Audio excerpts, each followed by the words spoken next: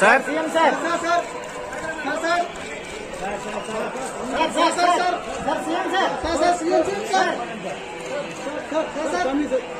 Okay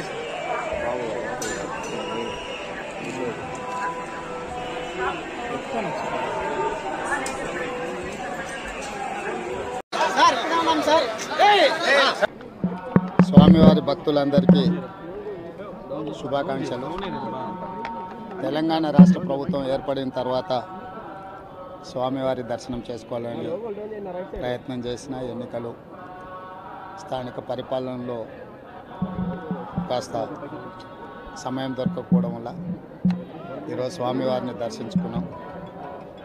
రెండు రాష్ట్రాల సత్సంబంధాలు కొనసాగాలని, రెండు రాష్ట్రాల అభివృద్ధి పదం వైపు నడవాలని, ఆంధ్రప్రదేశ్లో ఏర్పడబోయే ప్రభుత్వము ఆ రాష్ట్ర ముఖ్యమంత్రితో తెలంగాణ ముఖ్యమంత్రిగా సత్సంబంధాలతో సమస్యలన్నిటిని కూడా పరిష్కరించుకొని కలిసికట్టుగా నడిచి రెండు రాష్ట్రాలు అభివృద్ధి పదం వైపు నడిపించే విధంగా ఒకరికి ఒకరు సహకరించుకొని ముందుకు వెళ్ళాలని ఆకాంక్షించను. అదేవిధంగా తెలంగాణ రాష్ట్ర ప్రభుత్వం తరఫున కొండ మీద ఒక సత్రం నిర్మాణము, కళ్యాణ మండపం నిర్మించి తెలంగాణ నుంచి వచ్చే భక్తులకే కాకుండా దేశం నలుమూలల నుంచి స్వామివారిని సందర్శించుకునే భక్తులందరికీ కూడా సౌకర్యాలు కల్పించడంలో తెలంగాణ రాష్ట్ర ప్రభుత్వం కూడా భాగస్వామ్యం తీసుకోవాలనుకుంటుంది. ఈ ఫలితాల ప్రక్రియ ముగిసిన తర్వాత తప్పకుండా తెలంగాణ రాష్ట్ర ప్రభుత్వం తరఫున సత్ర నిర్మాణానికి అవకాశం ఉంటే కళ్యాణ మండపం నిర్మించి స్వామివారి సేవ కొనసాగించాలని రాష్ట్ర ప్రభుత్వం భావిస్తుంది.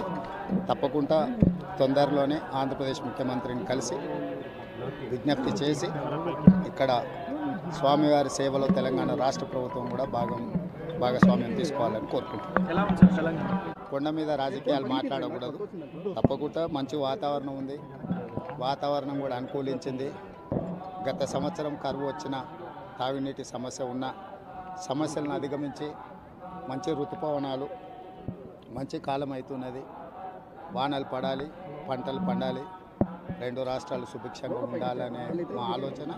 ప్రకృతి కూడా సహకరిస్తుంది. తప్పకుండా పాలకుల మనసులో ఎలాంటి స్వామివారు ఒక ఆలోచన కలిగించి తప్పకుండా ఆ ప్రాంత రైతులకు సహాయం చేసే విధంగా వానలు పడి పంటలు పండుతాయి. మా ప్రభుత్వ కార్యాచరణ కూడా ప్రధానంగా రైతాంగాన్ని ఆదుకొని దేశం యొక్క సంపదను పెంచాలనేది మా ఆలోచన. ఆ విధంగా ముందుకు సాగాలని